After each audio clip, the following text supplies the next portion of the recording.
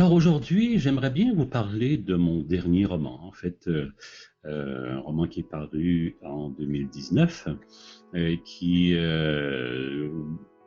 bon, est un peu comme quand on présente son petit dernier. C'est une façon aussi de donner un aperçu de la famille. Mais quand même, ce roman s'appelle Jeune femme aux cheveux dénoués. Bon, alors, qui a cette allure-là, et puis qui donne un peu bon, voilà, une idée de ce que je peux offrir comme lecture. Pour découvrir ce roman, je vous propose de faire un peu comme vous faites lorsque vous bouquinez dans une librairie ou une bibliothèque. Vous jetez un coup d'œil à la quatrième de couverture. Je vous propose celle qui est derrière ce roman. Le roman se passe dans deux villes. Se passe à Paris, sous l'occupation en 1942. Il se passe à Montréal en 1979. Voici donc la quatrième de couverture. En 1979, à Montréal, Anne se consacre avec ardeur à la promotion des artistes les plus novateurs. Elle se lie d'amitié avec Jean Munier, un courtier en art sur le déclin, qui devient pour elle un mentor généreux et inspirant. Mais cette amitié se heurte au secret dans lequel il enferme son passé. D'où viennent ces tableaux de maître qui tapissent sa minuscule chambre mansardée? Et pourquoi tant de mystère autour de ce portrait d'une juive, jeune femme aux cheveux dénoués, peint en 1942 sous l'occupation nazie? Malgré ses doutes, Anne aidera l'homme brisé à affronter le souvenir douloureux des horreurs de la guerre. Elle découvrira que son destin et celui de la jeune femme du portrait se croisent à mesure que se révèle le passé trouble de celui qu'elle croyait connaître. À chaque page, l'art joue un rôle de premier plan, le récit d'une quête, d'une perte et d'un espoir de rédemption, un roman sur la puissance créatrice du regard. Je vous propose quelques extraits. En fait, les extraits que je vous propose, c'est la présentation de trois personnages principaux. Vous allez voir un peu quel genre de personnage, puis vous allez ces personnages qui vous guident dans l'aventure. Voici maintenant Anne. Son parapluie dansant au-dessus d'elle, consciente de sa chevelure qui flottait à chaque pas et de ses membres prêts à s'envoler, Anne se réjouissait du son de ses talons sur le trottoir. Elle se rappelait ce qu'elle avait dû endurer pour arriver à tenir debout sur des aiguilles et en riait aujourd'hui parce qu'elle maîtrisait parfaitement son allure.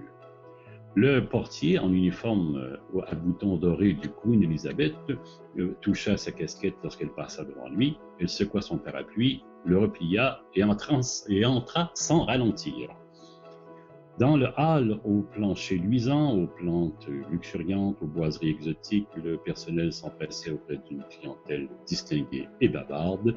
Aux portes des vestiaires, bijoux et foulards de soie, cravates et pans de veston étaient ajustés d'un geste sûr.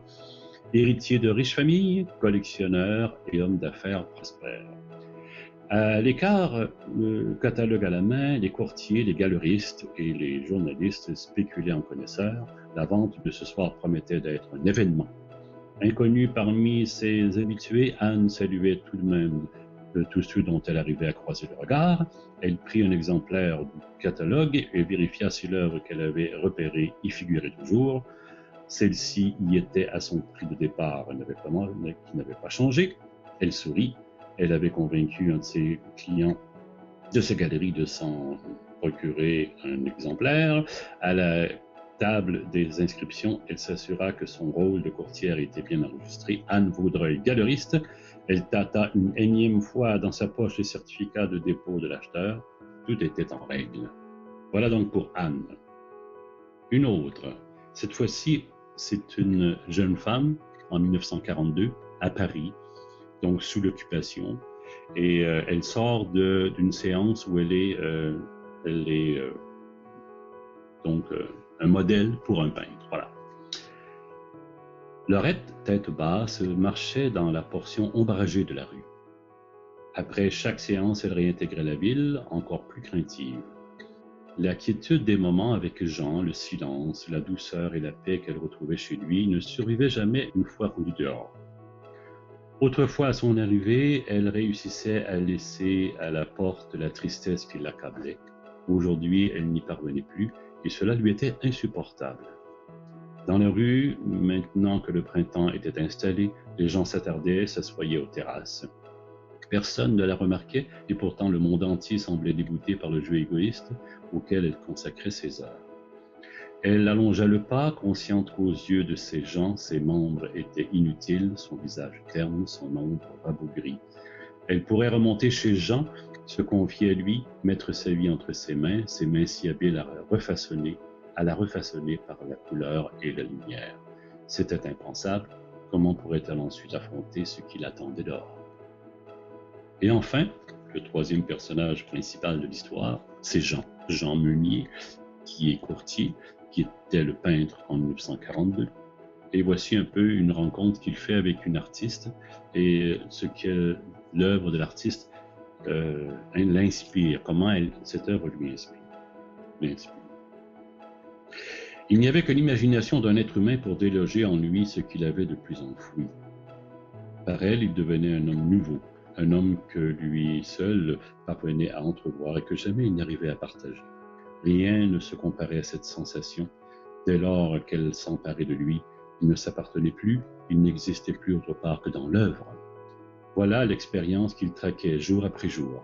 Dans ce lieu du bout de la route, dans ce pays dont il ignorait tout, il la retrouvait intacte comme sur les traces de Cézanne, comme dans son atelier à Paris, comme lors de ses multiples rencontres avec des créations de maîtres, comme lorsqu'une des toiles suspendues chez lui révélait tout à coup ce qu'il n'avait pas encore perçu. Les pupilles de l'artiste brillaient, son visage rayonnait, l'être humain n'est jamais plus beau que lorsqu'il crée. Jean recula d'un pas, s'épongea le front pour se cacher et redevenir l'autre lui-même, celui de qui on attendait une opinion. C'est splendide ce que vous faites, réussit-il à dire. Voilà donc les trois personnages qui se avancent dans une intrigue où le passé et le présent de 1979 s'entrecroisent.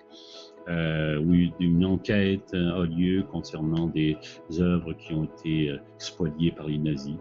C'est une histoire qui, je pense, plaira à toute personne qui veut entrer dans un univers différent. Et on me dit que c'est un bon roman. Que conseillez-vous à un lecteur débutant?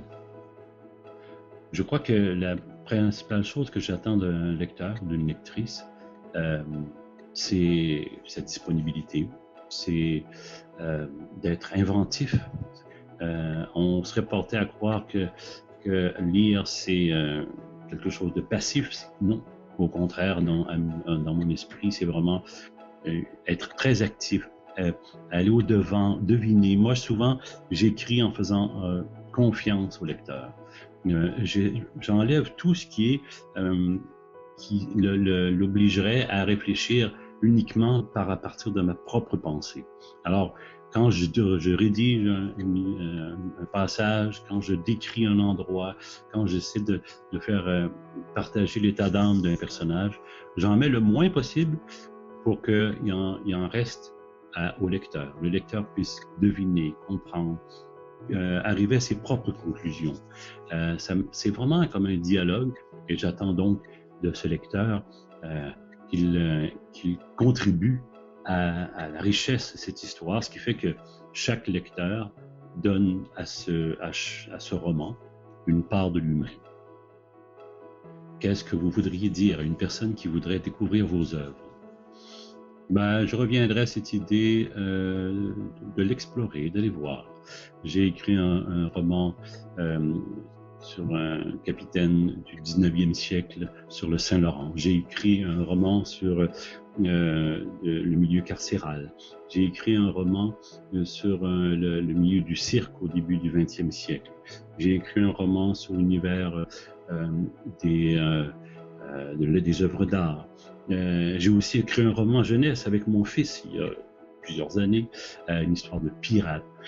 Alors, c'est intéressant de vous offrir des univers. Je suis heureux d'explorer avec vous des histoires. Et simplement, si vous avez cette curiosité, je vous invite à aller voir. Et puis, j'espère que ces romans permettront de passer des bons moments et de développer votre propre univers à partir de celui que je vous propose.